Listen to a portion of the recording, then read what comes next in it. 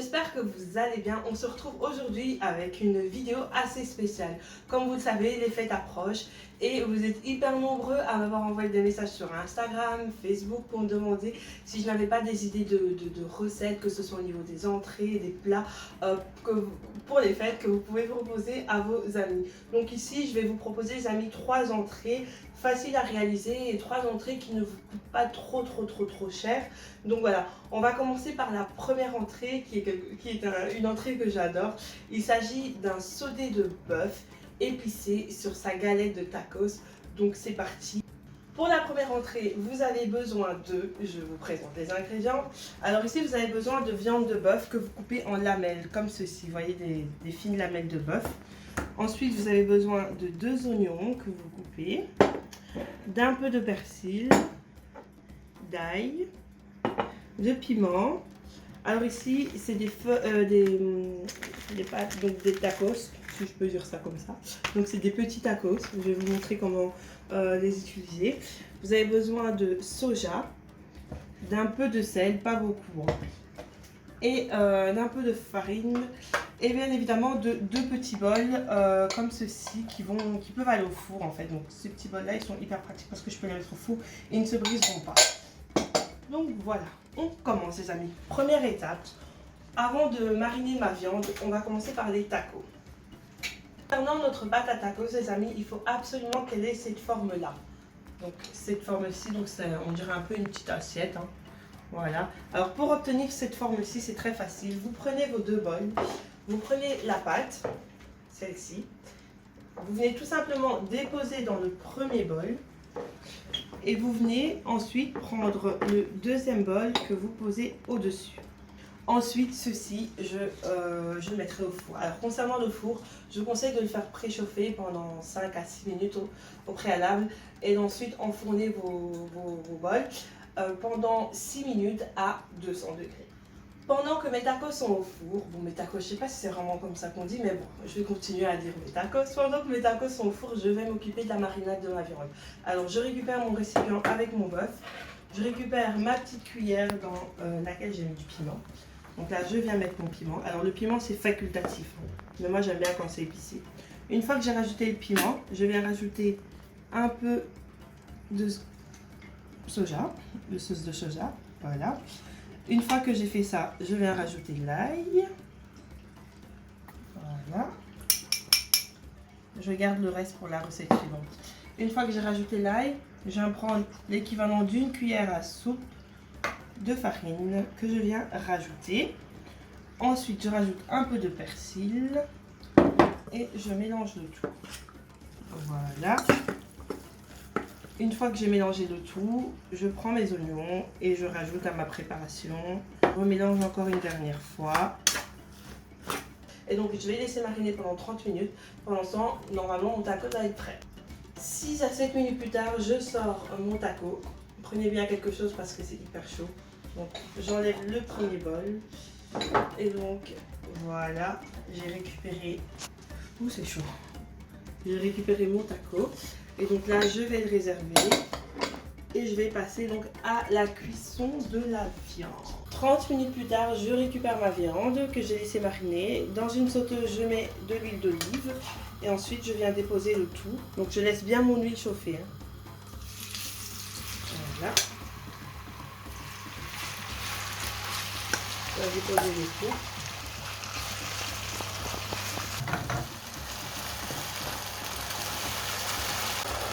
Regardez-moi ça comme ça a l'air bon. Donc là c'est bientôt prêt, hein, d'ici quelques secondes. Une fois que vous voyez que vos oignons cuisent et que votre bœuf est cuit, votre sauce est prête en fait. Votre bœuf est prêt, donc maintenant passons au dressage. Rien de plus simple. Moi je vous conseille de prendre par exemple ici quelques feuilles de roquette que vous venez déposer en dessous. Vous prenez votre taco. D'ailleurs on va rajouter encore un peu plus de roquette. Ça apporte un peu de verdure au plat. Voilà. Vous prenez donc votre taco. Vous récupérez, regardez-moi ça. Récupérez le bœuf et vous venez déposer. Je prends un peu de vinaigre balsamique épais. J'adore ce truc. Et je viens, vous voyez, pour pour faire un rendu un peu plus joli.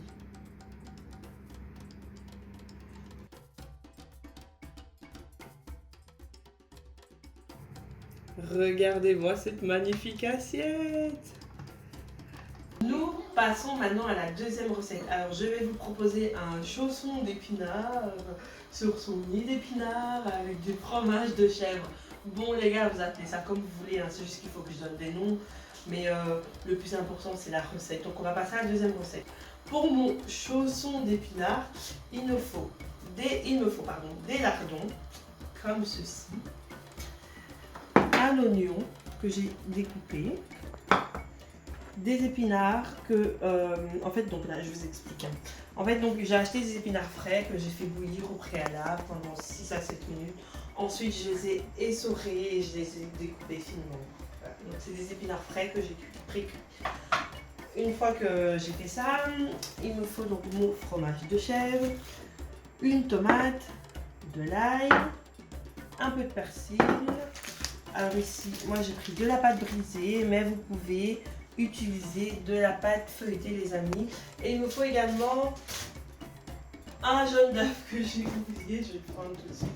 Donc là il me faudra un jaune d'œuf que je vais récupérer donc tout à l'heure. Dans un premier temps, vous mettez un peu d'huile d'olive dans une casserole, vous venez rajouter vos oignons. Ensuite vous mélangez. Une fois que vous avez fait sauter vos oignons, vous venez rajouter les lardons et mélanger à nouveau. Quelques minutes plus tard, vous venez rajouter la tomate ainsi que l'ail. Pas tout, hein, juste une partie. Et donc là, je vais recouvrir ma casserole et je vais laisser cuire pendant 10 minutes à feu doux. 10 minutes plus tard, on vient rajouter les épinards. Voilà, et on mélange. Bon là, vous n'avez plus forcément besoin de laisser cuire parce que les épinards, comme je vous l'ai dit, ont déjà cuit avant. Donc je vais couper ma casserole et je vais juste laisser quelques secondes pour que les épinards s'imprègnent bien de la sauce.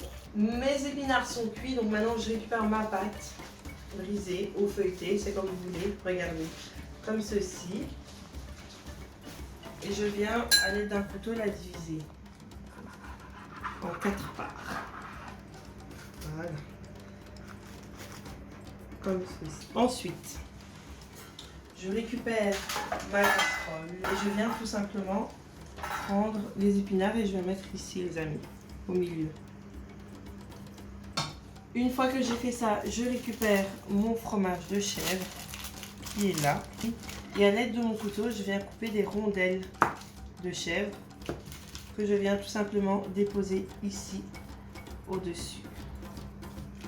Et tac, et tac, et tac, et tac. Et donc ici, vous pincez avec vos doigts. Ah ben celui-ci, il est mieux, hein. Ensuite, je récupère chaque chausson que je viens mettre ici, donc sur ma taque. Là. Une fois que j'ai fait ça, je récupère mon jaune d'œuf et je viens badigeonner légèrement. Une fois que j'ai fait ça, je vais enfourner mes petits chaussons pendant 20 minutes à 180 degrés, chaleur tournante. 1 minute plus tard, on se retrouve les amis, mes chaussons ont cuit. Donc là, je vais en prendre un, mon plateau vient de sortir du four. Je vais en prendre un. Alors au niveau du dressage, ici j'ai fait un petit nid d'épinards frais. J'ai mis des épinards frais. Et donc là, je viens déposer mon petit chausson. Alors ici, j'ai une petite vinaigrette au yaourt que je vais mettre tout autour après. Mais là, il est temps de découvrir tout ça. Donc là, are you ready? C'est chaud. Ouh, regardez-moi ça. Comme ça a l'air trop bon. Et donc voilà, vous pouvez proposer ça à vos invités. Hein. Une petite entrée pas très chère, accessible. Et donc pour ceux qui veulent, vous pouvez mettre donc de la vinaigrette ici tout autour. Moi je le ferai après au moment de manger. Voilà, j'espère en tout cas que cette deuxième entrée vous a plu. Maintenant on va passer à la troisième. Les amis, on arrive à notre dernière recette de la soirée. Je vais vous proposer des briques fourré. Je sais pas si c'est comme ça que je peux définir cela, mais je vais essayer de mettre des mots sur ce que je vais vous proposer. Des briques fourrées avec un petit guacamole.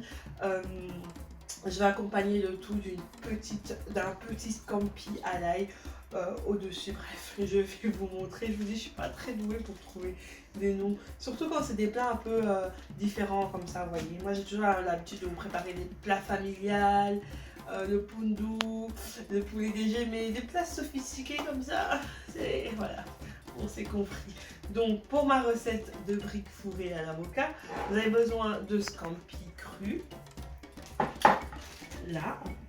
Alors, vous avez besoin de feuilles de briques, comme ceci. Vous avez besoin d'un avocat, d'une petite tomate. Alors, ça équivaut plus ou moins à une demi-tomate.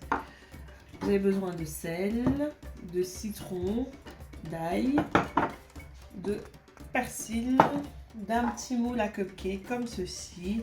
Et je pense que c'est tout. Première étape, on va s'occuper de nos briques, les amis. Première étape, vous récupérez vos feuilles de briques, comme ceci. Voilà. On essaye de décoller délicatement. Alors moi, je viens couper les extrémités parce qu'en fait, j'ai besoin d'un carré. Une fois que j'ai coupé les extrémités, je plie ma feuille de brique en deux et je viens couper le milieu.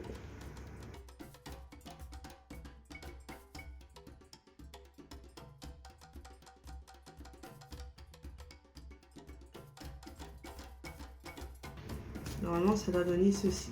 Bon, c'est pas très droit, mais on se comprend. Une fois que vous avez fait ceci, les amis, vous prenez votre moule à cupcake et vous venez les positionner en fait par deux, comme ceci. Vous voyez, dans le moule à cupcake. Voilà. Ça va donner une forme comme ceci. Petite astuce pour que ça tienne, vous prenez un peu d'huile sur votre doigt que vous venez mettre comme ça en dessous du moule. Voilà, vous voyez, vous déposez et vous collez bien la feuille de brique en dessous. Alors, une fois que vous avez fait ça, les amis, direction le four. Donc, votre four que vous préchauffez chaque fois au préalable. Donc, ici, moi, j'ai préchauffé pendant 5 à 6 minutes à 200 degrés. Donc, ici, vous voyez, il faut vraiment bien appuyer.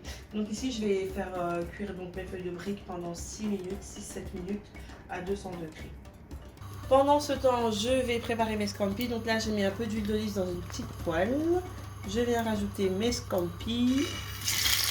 Oh, ça brûle! Une fois que j'ai rajouté mes scampis, je viens rajouter de l'ail, le persil, le sel et un peu de poivre. Voilà, je fais juste sauter quelques instants. Les crevettes, les scampis, par exemple, vous ne devez pas les faire cuire longtemps. Quelques minutes, ça vous suffira. Pendant que mes scampis cuisent, je vais faire le guacamole. Donc j'épluche mon avocat. Je récupère l'intérieur que je viens mélanger ici dans le petit récipient où il y a ma tomate. Je prends ma fourchette et mon couteau et je fais ceci. Pour l'assaisonnement, vous prenez un tout petit peu de jus de citron, un peu de persil, un peu de sel et un filet d'huile d'olive, comme ceci, et vous mélangez. 6 minutes plus tard, j'ai récupéré mes feuilles de briques. Regardez comment elles sont magnifiques. Voilà, c'est trop beau. Et donc maintenant, ce que je vais venir faire, c'est que je vais venir les remplir avec mon guacamole de manière vraiment délicate. Oups. Voilà, on va essayer de remplir de l'autre côté pour équilibrer. Sinon, ça ne s'équilibrera pas. Là, il faut vraiment faire ça délicatement. Et comme moi, je suis pas délicate, voilà. Je récupère une petite crevette que je viens déposer ici au-dessus. Les amis, j'ai pris le temps de faire mon montage, donc je vous montre le résultat final donc de la troisième entrée. Regardez-moi ça. Des feuilletés de briques, si on peut appeler ça comme ça, sur un nid d'avocat avec sa petite scampi au-dessus. Oh my god, je salive. Regardez comment ça a l'air trop bon. Ça aussi, ça peut servir d'apéritif. Hein. Donc les amis, j'espère en tout cas que ça vous a plu. Désolée de faire cette vidéo un peu tard, mais c'est parce que je suis en pleine période d'examen, donc il faut que je trouve le temps de filmer, mais je suis contente de l'avoir fait. N'hésitez pas à me dire en commentaire quelle est votre entrée préférée. Et je disais donc, quant à moi, je vous souhaite déjà de bonnes fêtes, que ce soit une bonne année ou un joyeux Noël. Et on se retrouve très prochainement pour une nouvelle recette vidéo.